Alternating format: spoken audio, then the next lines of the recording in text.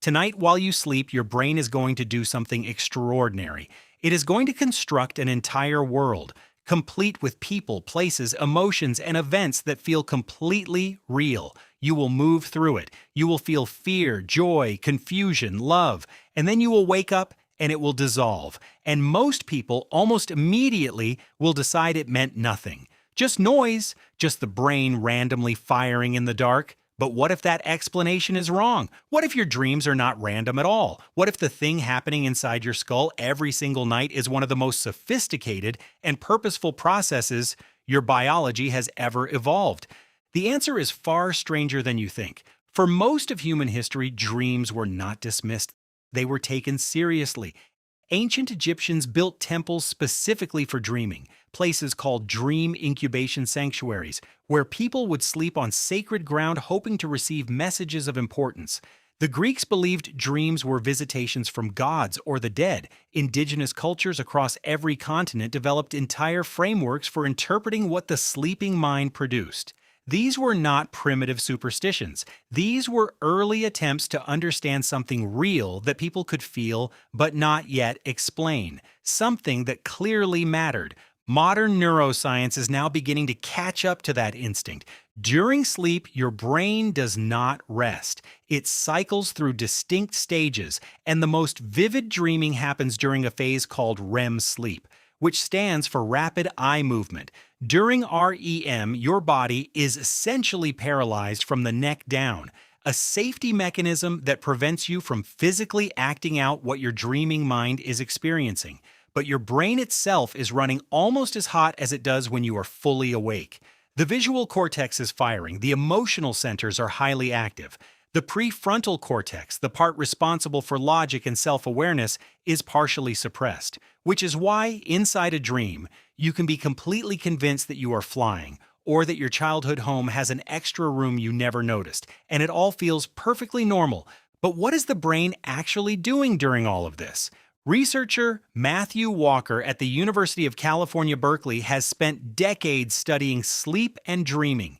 His findings are striking. REM sleep, he argues, is not passive. It is a highly active process of emotional regulation. During dreaming, your brain replays emotionally significant experiences from your waking life, but it does so in a unique neurochemical environment. The stress hormone noradrenaline is almost completely absent during REM sleep.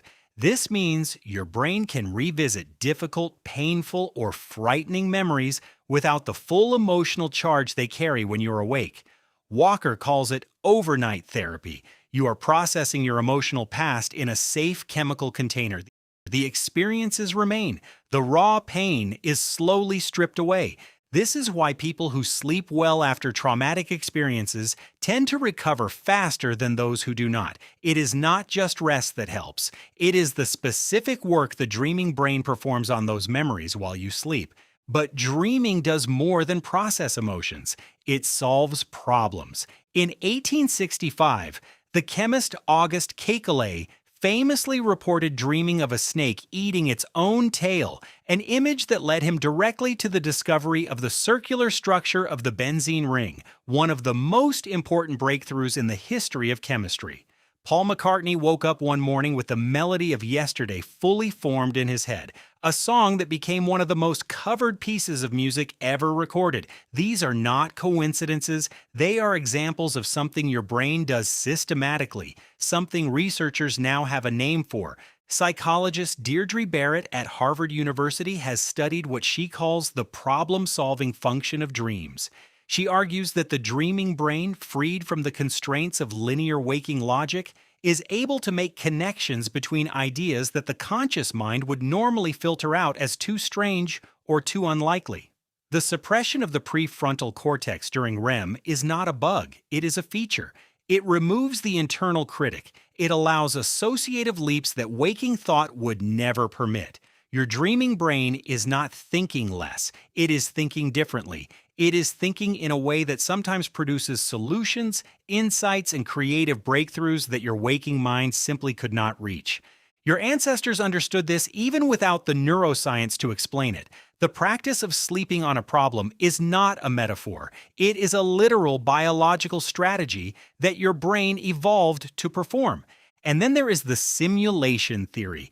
Neuroscientist Antti Revonsuo at the University of Turku in Finland proposed what he calls the threat simulation theory of dreaming. His argument is this: the primary evolutionary function of dreaming was to simulate threatening situations in a safe environment so that your brain could rehearse its responses without the actual cost of encountering those threats in waking life.